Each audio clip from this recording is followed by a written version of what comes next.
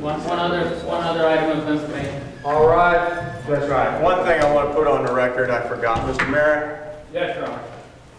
In regards to the police or the spy camera thing, I made my comment earlier. Yes, sir. But I find you not guilty in that. Thank you. And I find Mr. Merritt not guilty. Mr. Mendez as well. Or Mr. Mendez. Your Honor, one matter I wanted to Sit down, everybody. Your Honor, I assume that the counsel both for Mr. Mendez and for Scientology will stipulate that in the event that an appeal is taken, the brief itself is not a necessary item for review by the appellate court. I would ask for a tennis that the court release it, and if I should fail to take it up by 5 o'clock this afternoon, dispose of it in some appropriate manner. What I would, and I would request that for the purposes of the file, put a photograph of it in there, or yes, so that there's at least that's in the file. Yes. And I guess I'm already on the record previously of saying that, boy, I'll see a future there for somebody if they can figure out the law on whether that's an extension of the body or not for other situations. As I say, Your Honor, I'd be gratified if the court would undertake to dispose of it should I fail to retrieve it. I understand what you're saying, and let the record be clear on that. Yes, let me go. I'll come around the room. I'll come around the room. Let me get your spoke first. Sure. I'll get spoke. Yeah. I had the impression that with regard to Ms. Bazazian, there was an open issue about that blocking of the parking lot. Yes, and I found her not guilty there, and I'll tell you why. Let me tell you what shot you down big time. UPS.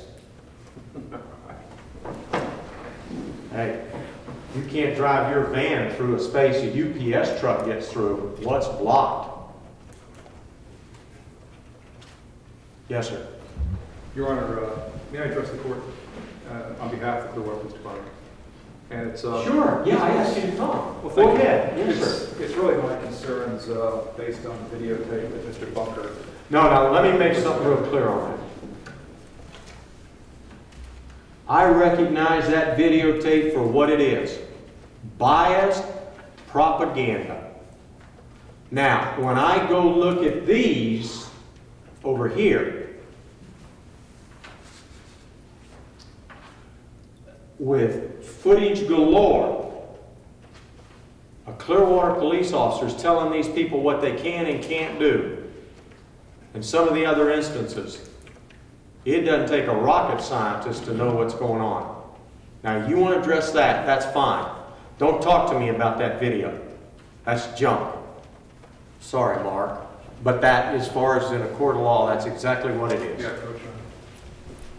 I just wanted to make sure that the court had a complete view of some of the background leading up to that videotape. And basically what I just... Well, that videotape? That videotape. You can talk all you want, but I can sit and listen to it. Well, it's... I told you I don't have anything to do with that videotape. Well, no, wait a minute. I'll tell you what I will do. I did allow them to show it. I'll give you a form. But I want the record clear that I'm more concerned about other matters.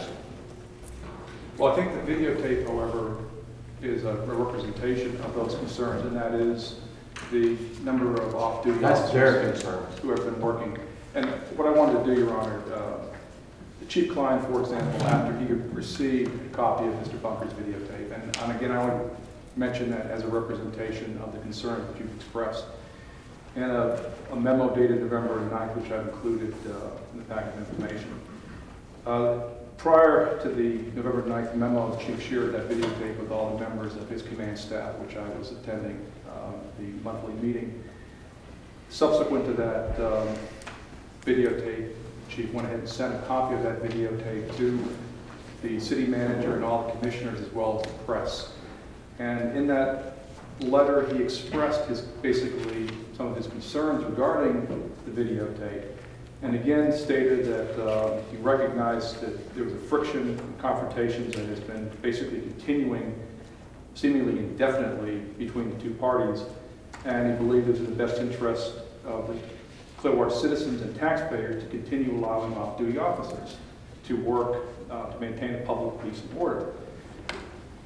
The proverbial rock in the hard place that Clearwater Police has found themselves in is trying to deal with two contentious sides that in the past were repeatedly calling police officers who are on duty out to respond to confrontations. Usually that necessitated a sergeant to respond to the scene, and then subsequently the district lieutenant tying up at least 3 officers from important calls, serious calls that the taxpayers and citizens of this community Let that record be real clear. That's why I started holding these hearings on a weekend, which costs money to the sheriff's office because of the shenanigans that are going on here. And I was also scheduled to start last week a 4 to 8 week trial, a second known as Son of Pipeline. And you know what that means in this county, which had to do with the pipeline bringing water to everybody in this circuit. And or at least in Pinellas County, and my concern was to get this heard.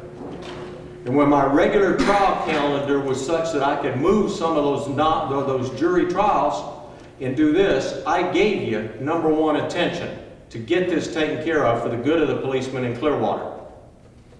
Now, I'm trying to tell you that what I saw on some of this other stuff, it appears that some of your officers are being duped. And if they don't understand exactly how the ordinances or the junction applies, you as their attorney ask for a court hearing. Now I know in the past, till Mr. Merritt entered the scene, there were telephone conferences or questions and things were worked out with Paul Johnson, etc. and Mr. Pope. That was lacking this time. And you know it as well as I do. Your Honor, subsequent to the presentation of that tape, I had 2 telephone conversations with Mr. Merritt, in which I had expressed to him on behalf of Chief Klein the Chief's basic sensitivity to the representations and the allegations that were contained in Mr. Bucker's tape. And my specific words were, the intent of the telephone call was to open the door.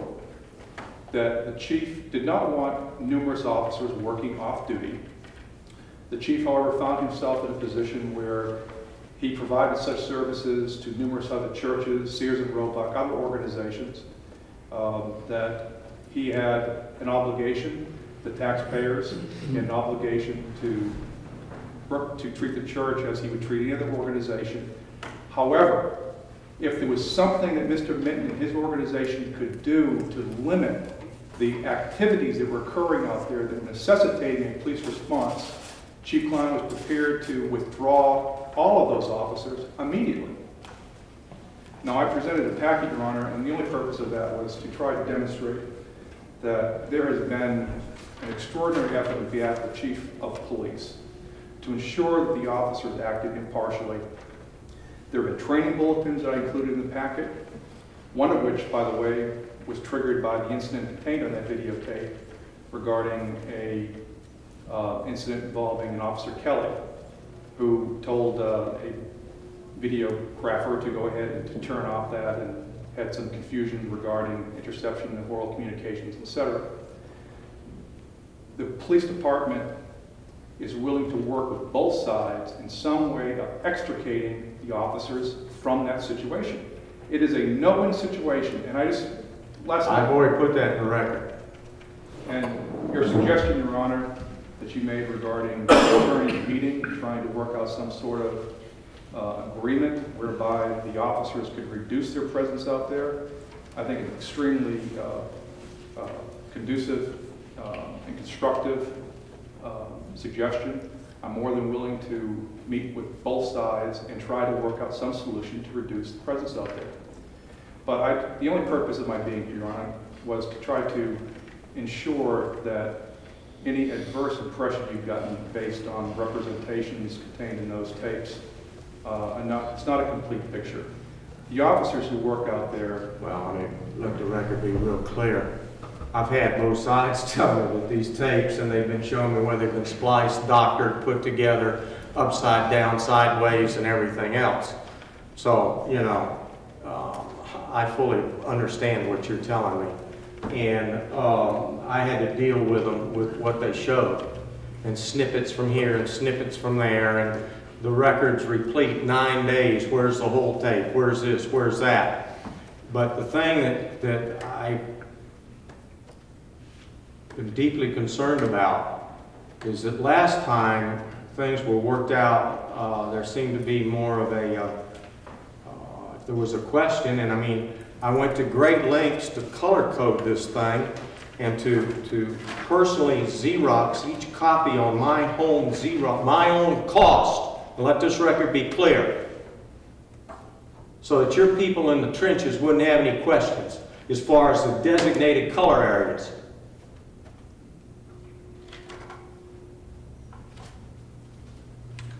And make it clear. But the phone calls and the cooperation that was existent last year was non-existent this year. And I was here ready, willing, and able to answer any questions. And nobody asked me. Thank you all very much. All right, may I please report? Yeah, we did. Everything else was JOA. It was not guilty on the spy case. Yeah. Not guilty on the front.